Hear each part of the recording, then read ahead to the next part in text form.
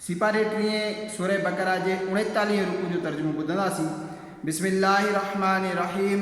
ए ईमान वारो, जॾहिं तव्हां हिकु मुक़ररु मुद्दत ताईं कंहिं देन शइ जी ॾेती लेती कयो त उनखे लिखी छॾियो ऐं घुरिजे त तव्हांजे विच में लिखण वारो ठीक ठीक लिखे ऐं लिखंदड़ लिखण खां इनकार न करे।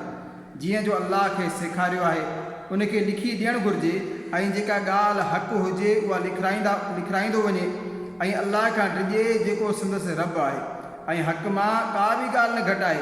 पोइ जंहिं ते हक़ लॻे थो सो जेकॾहिं बेअक़ल या कमज़ोर या लिखाए न सघंदो हुजे त संदसि वली यानी वारिस इंसाफ़ सां लिखाए ऐं 2 शाहिद मुक़ररु करे छॾियो पंहिंजे मर्दनि मां।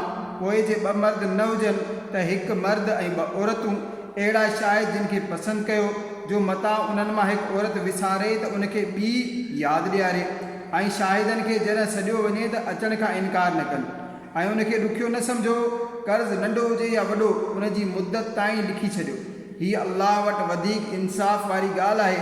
हिन में शाहिदी ख़ूब ठीक रहंदी ऐं हीअ हिन खे क़रीब आहे जो तव्हांखे शक शुबो न पवे, मगर ही त बर वक़्तु दस्त बदस्त जो सौदो हुजे त उन जे न लिखण जो तव्हां ते को गुनाह न आहे।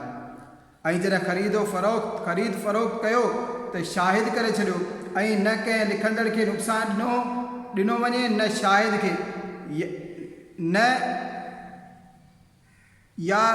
लिखंदड़ नुक़सान ॾिए न शाहिद। ऐं जे तव्हां ईअं कयो त उहा तव्हांजी नाफ़रमानी चइबी ऐं अल्लाह खां डिॼो ऐं अल्लाह सभु कुझु ॼाणे थो।